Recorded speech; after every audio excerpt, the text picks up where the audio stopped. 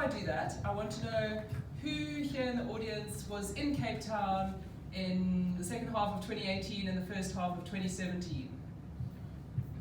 Okay, so most of you in this room lived through the Cape Town drought.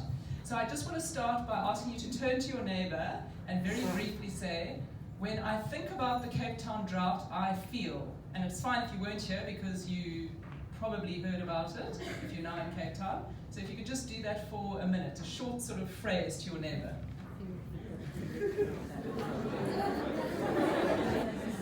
So let's just hear a few of the responses. Hands up if you've got a response to share. Yes? Irritated? Yeah. Sense of responsibility. Sense of responsibility. Because we managed to get through this. Proud, we got through this. Relieved that we got through it. Relieved. Worried that it's gonna.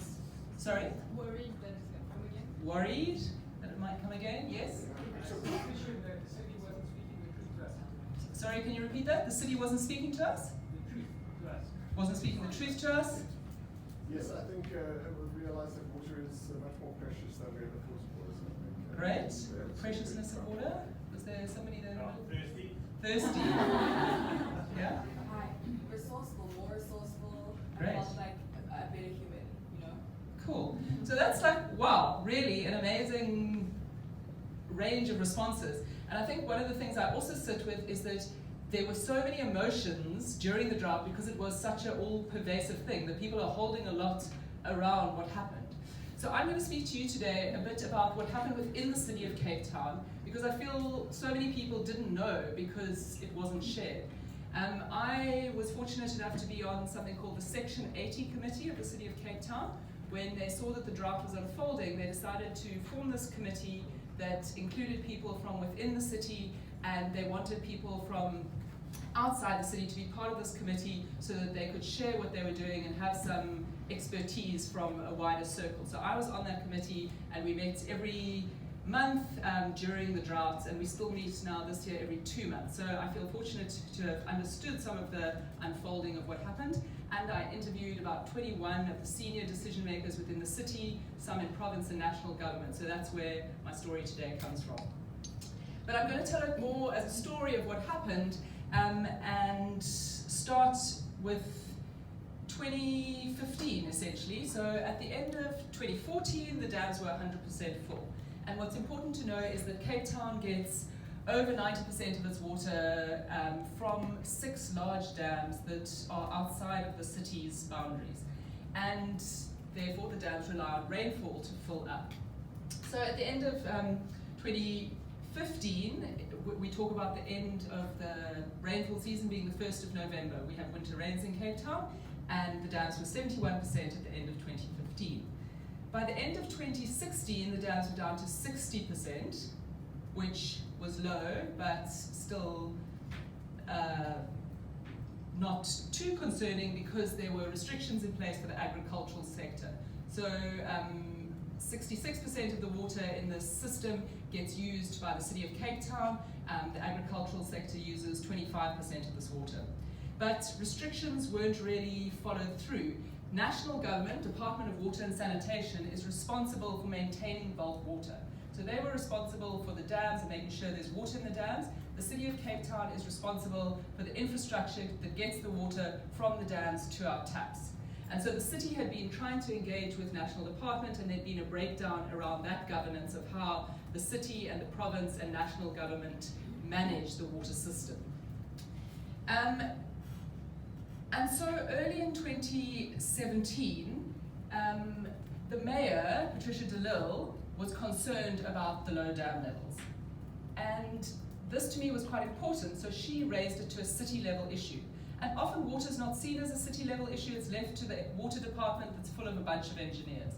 She really raised it at a city level and was concerned. So for me that was a really good sign. And interestingly enough, the engineers in the water department were quite frustrated. They were like, 2017, surely the rains will come. We've had 2 bad years of rain, but surely we won't have another one. Let's just see how things go. But she said, no, we need to think about this. This is a city priority. And so she convened a team that was called the Water Resilience Task Team. And there was a group of 4 of them that led this, and they got together in May 2017 and put together a number of scenarios. One of them was the new normal that people then heard about. And what this team said is that we had to reduce our usage to 500 megalitres a day, and it had been over 2,000 megalitres in sort of 2015. So there had been restrictions in place, and the usage started dropping a bit, but was quite high, and they said we've got to reduce it to 500 megalitres a day. And they also said we've got to build 500 megalitres a day of new water. So this was a very ambitious target. And so from May, June, July, this group started meeting with other departments in the city, including the water department. There were people in the water department who felt put out because they were not part of this core senior team, but they tried to build relations, and then the water department got more involved. But as the winter of 2017 unfolded, the rain didn't arrive, essentially. There was a little bit of rain, but it was way below normal. And so during this time, this team was really pushing the new build and new water, but they realized that it was going to be really hard to achieve that. Impossible, really, when they looked at timeframes and finances. So in October 2017, things started shifting. There were some international experts and some local experts who said, you can't build your way out of the drought, which had been happening for a few months. That was the hope. And they realized that that was not possible. They realized that the only way to get out of this drought was to actually cut water use, cut consumption. And domestic users are a big part of that, but so are businesses. And there was the concern that the agricultural sector that uses their water in the summer might carry on using water, and that restrictions might not be enforced because they hadn't been properly enforced the year before. Politics also started changing, and Patricia de Lille fell out of favour with Craig Kesson, who was chair of this Water Resilience Task Team. And so she sort of started taking on more responsibility herself. The City of Cape Town's communication department hired a company. Well, the City of Cape Town works with Hero, and Hero brought on the services of Resolve. And Resolve started doing their sort of crisis communications. And that's when the concept of Day Zero came into the City of Cape Town's communication. A little aside, I interviewed the Chief of Disastrous Management of the province, Colin Diner, and he's actually the one who put the term Day Zero on the table.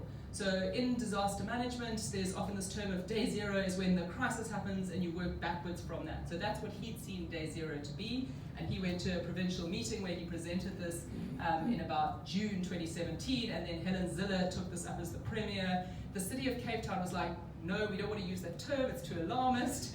Resolve came in, we've got to get people to change, let's use Day Zero. So in October is when Day Zero started being used by the city. At the same time, the city then realized that it was the end of winter and they didn't have rainfall, and the dams were 36% by the end of October. And so that was very concerning because there really wasn't enough water to get us through the summer, given how things were looking. So there was a disaster response plan put together around the drought, and that's what many of you might have heard of, where they put forward this idea of pods, points of distribution, where Day Zero was going to happen, the taps were going to be turned off, and we were all going to go and queue at these points of distribution with our bucket, get our 25 litres. There was concern of mayhem, the police would need to be brought in, etc. So it wasn't a very pretty thought. So we really didn't want to get there.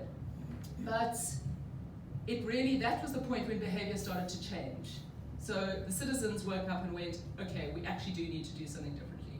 The city was also doing things differently and shifted the message, but there were these tensions with Patricia. So at the end of 2017, things were very tense. 2018 came and Patricia made this announcement that Day Zero is going to be on the 7th of April. And what Day Zero meant, just as a reminder, was that not that there'd be no water in the city, there would still be 13.5% water in the dams, but that would allow the city to run for 3 months essential services. So some businesses, hospitals, schools, etc. would still be able to use that water. And this was quite important because actually in many other places, they will go until the dams no longer have water and then they'll say sorry. So it actually was forward planning in that sense to say we need to manage a city, it's a big city of over 4 million people, we need to have essential services going. But there was some comment that the fact that we had the term day zero, people then associated that with no water, that there'd be no water. So coming out of the drought, one of the things that is reflected on is that Cape Town was one of the largest cities to have got to such a crisis point among for water, but not interrupted supply. So we never had our supply interrupted. We had our taps on all the time. We reduced our water use by over 50% within 3 years, which no other city in the world has done. So it really is a remarkable story of resiliency and response, but it comes with a whole lot of complex underlying issues around governance, communication, what role do citizens have, what role does the state have. And I think there were a few things that are useful to share around what the city was doing. So one of the big things that they were doing in January 2018 and going forward from there was they really ramped up what they called the pressure management zones. So the city of Cape Town has a whole lot of zones where water is kind of supplied, and they can shut these off from other zones and reduce the pressure, which reduces the amount of leaks in the system. So leaks in the system is obviously a big concern, and you lose a lot of water through that. For some people it was very frustrating because then suddenly they didn't have pressure in their taps, particularly if you were higher up. People who were lower down tended to be okay because the pressure was okay. But this really, and one of the really important things about this is that they put in place pressure management zones before the drought. So they had that technology in place. And there are a few examples where this really comes up. If you've got things in place, it's very easy to ramp them up during a crisis. If you don't have them in place, it's very hard to introduce them sort of in the middle of a crisis. A similar thing can be said for water management devices. Water management devices are a water flow meter that's put at the sort of where the water comes onto your property, and through that device you can shut off water to the household after a certain amount of water has been used. So for me this was quite interesting because I've worked quite a lot with sort of NGOs and low income groups who have had water management devices in many of their houses from 15 years ago. And people are very angry about this, very frustrated. Water gets shut off after 350 litres have come through in a day. They start the clock at 4 in the morning. By 6 a.m. if you've got a leak, you have no water. If you've got backyarders living on your property, 10 people on a property, 350 litres doesn't go far. So there's a lot of issues around water management devices, but what was good to see is now the city was using them for the high-end users. They had sent them letters, they had said you've got to stop using more than 20 kilolitres a month. If you don't, we're going to put it in a device and you have to pay. So they put these in, there was a lot of frustration over it. There was also frustration because of technical issues. Trying to communicate with the city was very hard. Sometimes they didn't work. So that was difficult, but it was important, I think, that they said, we're not taking this, we don't care if you can pay, we're going to shut off water if you're using too much. The payment is another big part of the story. So we have to, as city people using water, we need to cover the costs of water. The city government doesn't get water paid for by national government. They need to bring in enough revenue to actually pay for water in the city. And so water's actually been underpriced for a while, and the city has been putting in some infrastructure and stuff to cover that, but what we also have is cross-subsidization. So there are many people who can't afford to pay for water in the city, and they evaluate that by saying if your property is under 400,000 Rand, then you are eligible for free basic water. But that needs to be cross-subsidized from people who are using more water, and the higher amount, the more water you use, the more water you pay for unit for those higher amounts. And so as we all started reducing our water use, the city was getting in less revenue. So there were a lot of questions around that. Of course, with restrictions, tariffs went up, so they were getting more per unit of water. But there are a lot of challenges around sustainability and pricing of water, and how you get people to use less water because there's less available as we have more people, more climate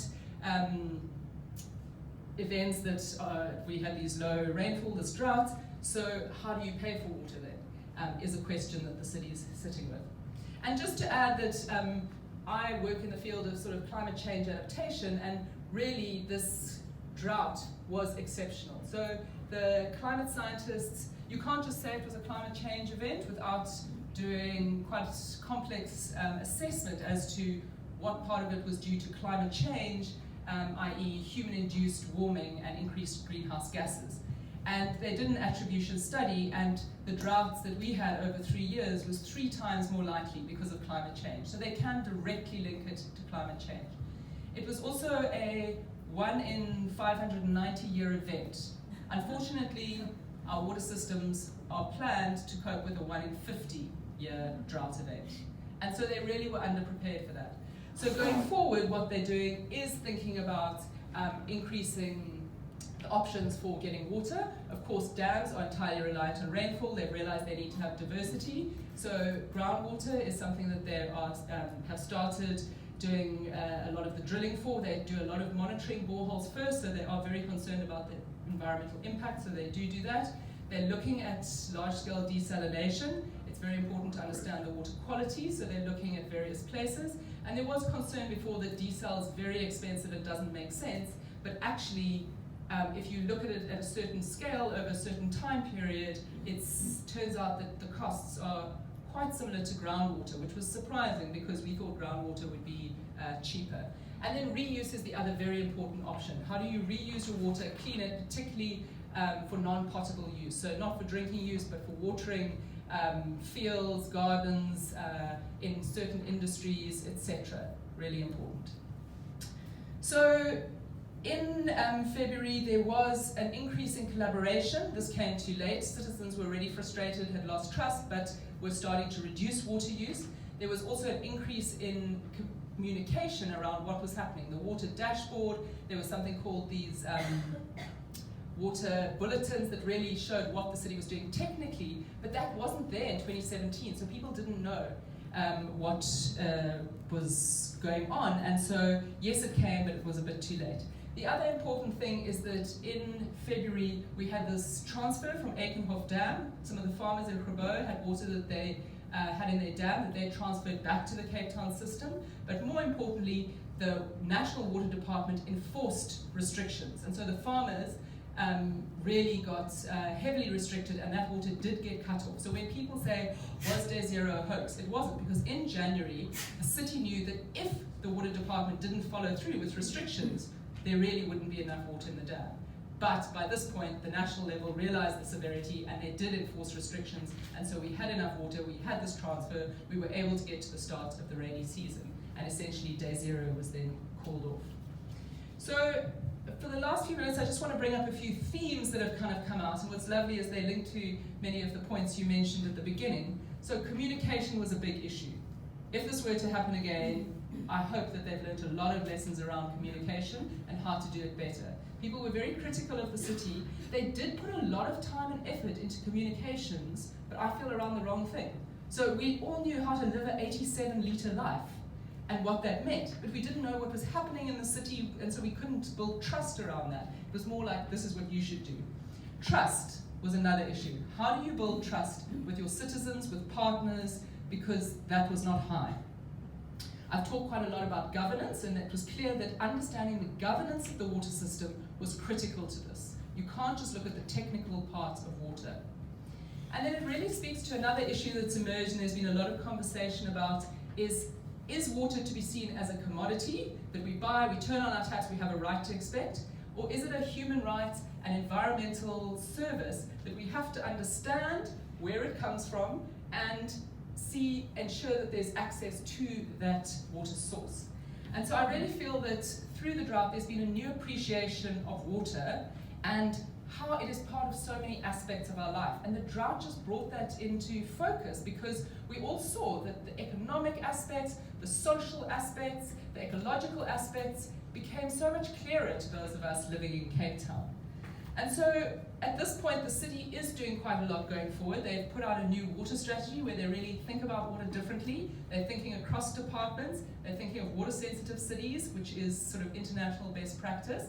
The question is how they're going to implement that, and the new strategy doesn't say much around implementation, so we need to see. And then also for us as individuals, there was a visceral experience. We felt what it means to use less water, to feel that water is precious. How do we hold on to that? Because some of that will be lost, but we really want to make sure that that is embedded, because going forward, we are going to have cities under more stress when it comes to water. And so we need to change how we think about water and how we act about water. Thank you.